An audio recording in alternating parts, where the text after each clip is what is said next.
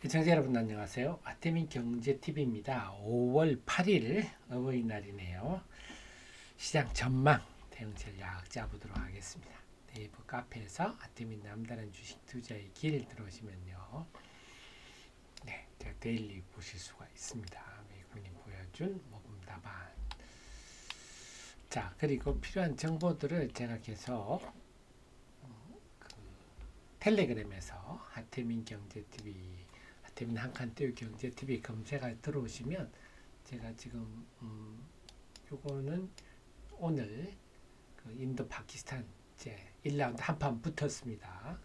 그런 내용들 제가 보여드렸고, 그리고 장중에는 인도 파키스탄 전쟁과 관련한 웨이비스 리포트도 보여드렸고, 또 수요일날 지금 바이오주가 약한 이유, 그래서 지금 상당히 깐깐한, 특히 백신에 깐깐한 분이 FDA에 국장으로 임명됐다. 이것 때문에 미국의 바이오주들도 많이 빠지는 이런 것들. 자, 이런 것들을 알면 바이오주가 이런 요인 때문에 빠졌구나 아실 수가 있겠죠. 등등. 그래서 텔레그램 많이 활용하시기 바랍니다. 그리고 제가 웨이비스부터 말씀을 드릴게요. 웨이비스 오늘 제가 리포트를 올려드렸는데 사실은 이 정회원님들한테는 요거거든요. 요거 5월 2일 제가 새벽에 보내드렸네요. 5월 2일 새벽에. 그러니까 5월 2일은 이 종목을 사실 수가 있었습니다. 그 다음 우리 프로 회원님들한테는 5월 3일 날 제가 보내드렸어요. 5월 3일 날 보내드렸는데 물론 그 오늘 아침에도 5월 7일에도 충분히 아침에 사실 시간이 있었습니다. 충분히. 네. 많은 밑에서는 얼마든지 살 수가 있었는데요. 자, 그래서 제가 늘 드리는 말씀이 이런 거를 알고 이런 걸 한 종목 걸리기만 하면, 제가 왜 이 시점에서 웨이비스를 우리 회원님한테 먼저 보내드렸냐 하면, 웨이비스가요 항상 제 머릿속에는 유기적 지식이 있기 때문에 인도, 파키스탄, 인도로 한판 붙을 게 확실해지니까, 제가 이 회사가 보면 지라갈륨 RF 반도체, 이게 뭐냐면요, 지라갈륨으로 된 RF는 주파수예요. 그래서 이걸 전력 증폭 장치다 이렇게 해석을 하는데, 그렇게 되면 헷갈리죠. 사실은 이게는 그냥 주파수를 증폭하는 겁니다. 통신을 강화하는. 그러다 보니까 유도무기 이런 것들이 굉장히 필요하죠. 유도무기, 미사일에서 계속 우리 통신이 연결되어야 딱 가서 딱 때리지 않습니까? 드론도 마찬가지고요. 인공위성 이런 데도 많이 쓰는데, 그래서 이 회사가 그래서 이 회사는 이 지라갈륨 반도체를 국내 유일하게 생산하는 회사고, 요거는 주로 이렇게 방산 무기에 많이 쓰기 때문에, 유도 무기에 많이 쓰기 때문에 수출 통제 품목이에요. 그래서 이걸 만들 수 있는 나라도 몇 안 되는데, 자, 그래 국내 보면 엘셈이라든 천마 이런 데 당연히 지금 들어가는데요. 요겁니다. 해외. 미국의 인도의 바랏 일렉트로닉스 시가총이 엄청 크더라고요. 이 회사와 올 3월에도 전에부터 계속 몇 년째부터 계속 그래요. 올 3월에도 파운드리 수주에 이거 당연히 레이더라든지 그 유도무기에 미사일 같은 데 들어가니까. 그 다음에 이거 말고 콩코드라고요. 이 회사는 드론 회사입니다. 인도에. 여기에도 거래를 하고 있고, 인도 철도 통신. 네. 여기도 지금 그래서 상당히 이 집이 인도하고 관계가 많은데, 어쨌거나 전쟁이 터지니까 드론이라든지 레이더라든지 또 유도무기, 미사일 이런데 더 수요가 더 많아지겠죠. 그래서 직접적 수혜주다. 이게 제 머릿속에 있기 때문에 인도하고 파키스탄 전쟁 나면 이 종목이 제일 부각이 되겠구나. 근데 기억하실 게 공모가가 15,000원이에요. 작년 10월 25일 상장된 공모가 15,000원입니다. 작년 10월 정말 암울하던 시기예요. 이때 작년 10월에 워낙 상장이 많다 보니까 이때 상장한 종목들은 다 공모가를 하회하는, 그런데 이 종목은 아직도 공모가 저 밑에 있습니다. 자, 이런 것들을 알고 대응하는 거 모르고 대응은 천지 차이겠죠. 그래서 상장하고 아직도 바닥을 헤매고 있는, 보통 상장하다 보면 공모가를 상향하는 이런 허니문 주가가 나오기 마련인데 아직 안 나왔다. 그래서 지금 이제부터 좀 관심을 갖는 단계. 지금 그래서 파키스탄 전쟁이 이제 1라운드니까 좀 더 세게 치고받고 하겠죠. 이 주먹이 이제 본격적으로 펀치가 오고 가고 할 건데 이걸 알고 하셨습니다. 그래서 제가 드리는 말씀이 주식 투자 혼자 하시지 마시고요. 프로연. 네, 사실 우리 주식 투자하는 분한테 월 99,000원 이게 뭐 사실 돈입니까? 네, 그냥 이거는 또 저는 우리 한 대표 전 나이에 저렇게 공부해서 우리한테 알려주는 열심히 해주십시오 하는 후원금으로 생각하고 있습니다. 다음에 규모가 좀 되신다면 쟁여원으로 좀 더 타이트하게 해보시는 것도 좋겠습니다. 그리고 제가 또 그것도 또 보다 좀 저랑 그 윈윈 전략도 하나 만들었는데요. 이것도 제가 알려드렸습니다. 그래서 제 아들이 UC 샌디에고 졸업하고 경제학과 졸업하고 저를 열심히 보좌를 하고 있는데 또 영어를 잘 하기 때문에 해외 외신에 좀 박습니다. 그리고 그래서 경제학과를 저랑 토론도 많이 하는데요. 하나증권에 투자 권유 대행인으로 등록을 해놨습니다. 그래서 여기에 이 영상 내용대로 HTS 등록하시면은 저랑 보다 가까이서 저와 소통하실 수가 있겠습니다. 직접적으로.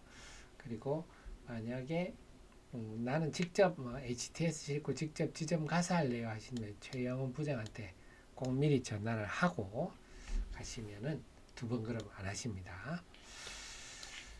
자, 그래서 주식 투자 혼자 하지 마시고 이런 참모를 두고 또 외국인들이 어떤 모범 답안을 보여드렸는지 한번 보겠습니다. 이것도 제가 환율도 제가 연휴 때 분석을 해드렸어요. 업종 테마분 요거 대만의 달러 가치가 급등하는 시사하는 것 했는데 이게 보통 일이 아닙니다. 대만 달러가 지난 5월 2일날 4.3% 떨어졌고 5월 5일날 5.3% 환율이 떨어졌어요. 이 말은 가치가 대만 달러 가치가 상승했다는 뜻입니다. 대만 달러 가치가 상승했다. 그러니까 미국 달러 가치가 하락했다는 겁니다. 근데 이게 왜 놀라우냐면요. 일단 4.3%가 놀라운 게 대만은 외환시장도 작고 그래 중앙은행이 관리를 합니다. 그래서 1년에 움직이는 폭이 6%예요. 근데 하루아침에 4.3%가 또 이것도 큰데 이제는 그 다음에 5월 5일날 5.3%가 추가 하락했다. 이게 놀라운 일이죠. 이는 참 그 1988년 이후에 처음 있는 일인데요. 1988년은 뭡니까? 우리 IMF가 때입니다. IMF가 아니고 우리 1997년이죠. 어쨌거나 1988년 이후에 가장 큰 변화인데 이제 얘기하는 그래서 이런 이유가 나오는 게 이번에 그 미국하고 무역 관세 협상을 해보니까 미국이 야, 너 중앙은행에서 대만 달러를 저평가하도록 만들어서 수출 촉진하는 거 거짓하지 마. 환율 떨어뜨려. 이런 게 했다고 얘기가 나오네요. 자, 그렇기 때문에 그 원인을 제가 분석해가지고 결국 이 뒤늦게 그동안에 대만의 중앙은행이 통화를 관리를 해줬기 때문에 대만의 보험사들이 해칭을 안 했습니다. TSMC도 마찬가지죠. 그냥 달러 자산을 그냥 그대로 보유하고 있다가 이제 중앙은행 관리를 못하게 뒤늦게 해칭을 하면서 이런 일이 벌어졌다. 그런데 대만의 외환시장이 작다 보니까 우리나라 외환시장이 우리는 개방이 많이 돼 있거든요. 그러다 보니까 우리나라 외환시장 와가지고 해칭을 한다. 해칭은 뭡니까? 달러를 매도하고 원화를 사는 해칭을 한 거죠. 그러니까 우리 원화도 강세, 원달러 환율이 확 떨어지는 거죠. 그러니까 이제는 대미 무역 흑자 고객들의 통화의 평가 절상은 불가피한 구조로 가고 있다. 네, 이것도 제가 분석을 해서 그래서 이런 걸 하나 보시면 시장에 대해서 답이 나오시죠. 뭐가 답이 나오냐? 네, 그럼 딱 이런 환율 이제 추세가 하락 추세, 이제 원화 강세 추세, 달러 약세 추세가 일시적인 현상이 아니고 좀 지속적으로 될 일이구나. 물론 그 사이에 왔다 갔다 하겠지만요. 그러니까 당장 외국인들이 순매수로 돌아섰어요. 지난 4월 29일 6,900억 이거는 뭡니까? 한화오션 블록딜 때문에 이거는 나타난 거니까 실질적인 순매수로 보기는 힘든데 5월 7일 이거는 순전히 실질적인 이렇게 나타난 이유가 그럼 외국인 입장에서 굳이 지금 달러 약세로 접어드는데 비달러화 자산, 원화 자산을 굳이 애터지게 팔 필요가 없는 거죠.